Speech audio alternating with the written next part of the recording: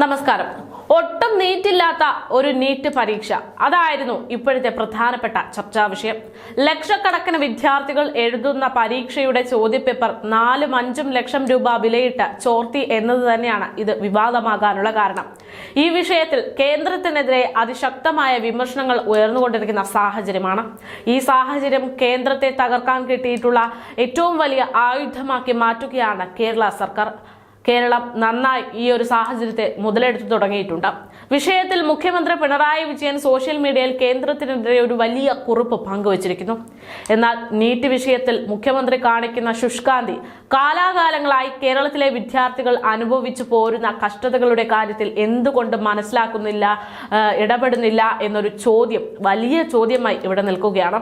Full mark ലഭിച്ചിട്ട് പോലും കേരളത്തിൽ പകുതിയിലധികം വിദ്യാർത്ഥികൾക്ക് സർക്കാർ സ്കൂളുകളിൽ സീറ്റ് കിട്ടാതെ പണം മുടക്കി പ്രൈവറ്റ് സ്കൂളുകളിലേക്ക് പോകുന്ന കാഴ്ചയാണ് ഇപ്പോൾ നാം കണ്ടുകൊണ്ടിരിക്കുന്നത്.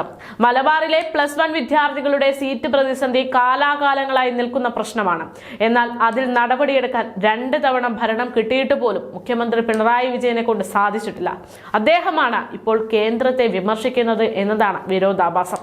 എന്തായാലും മുഖ്യമന്ത്രി പിണറായി വിജയൻ നീറ്റ് പരീക്ഷാ വിഷയവുമായി ബന്ധപ്പെട്ട് കേന്ദ്രത്തിനെതിരെ പങ്കുവച്ചിരിക്കുന്ന കുറിപ്പ് ഇങ്ങനെയാണ്. അതിൽ പറയുന്നത്, പ്രധാന പരീക്ഷകൾ കേന്ദ്ര സർക്കാരിന്റെ കെടുകാര്യസ്ഥത മൂലം താറുമാറായത് കനത്ത ആശങ്കയുണർത്തുന്നതാണ്.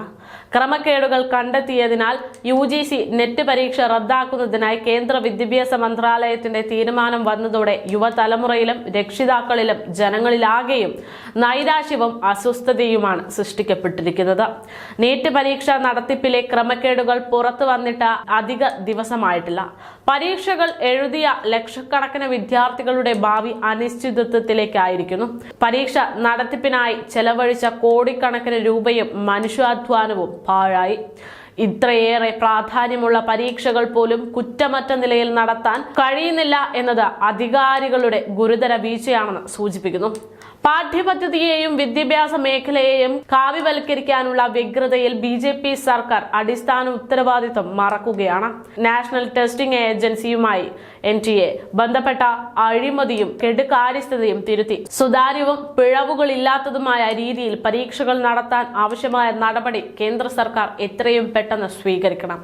ഇതാണ് മുഖ്യമന്ത്രി പിണറായി വിജയന്റെ ആവശ്യം. ഈ ആവശ്യം അംഗീകരിക്കാവുന്നതാണ്, പ്രശംസനീയം തന്നെയുള്ള ഒരു ആവശ്യം തന്നെയാണ്.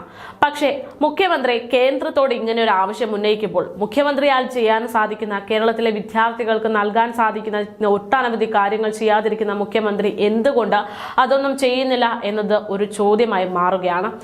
മുഖ്യമന്ത്രിക്ക് ഇത്തരം കാര്യങ്ങളിലെല്ലാം നല്ല ഗ്രാഹ്യമുണ്ട് എന്ന് ഈ കുറിപ്പ് കാണുമ്പോൾ നമുക്ക് മനസ്സിലാക്കും. അപ്പോൾ പിന്നെ കേരളത്തിലെ വിദ്യാർത്ഥികളെ മാത്രം എന്തുകൊണ്ടാണ് മുഖ്യമന്ത്രി മറക്കുന്നത്, അല്ലെങ്കിൽ അവർക്കെതിരെ നടപടിയെടുക്കാതിരിക്കുന്നത്? അത് മുഖ്യമന്ത്രി മനഃപൂർവ്വം മറ്റേതെങ്കിലും അജണ്ടയുടെ ഭാഗമായിട്ടാണോ? ചോദ്യമാണ്. ഉത്തരം പറയേണ്ടത് മുഖ്യമന്ത്രിയും.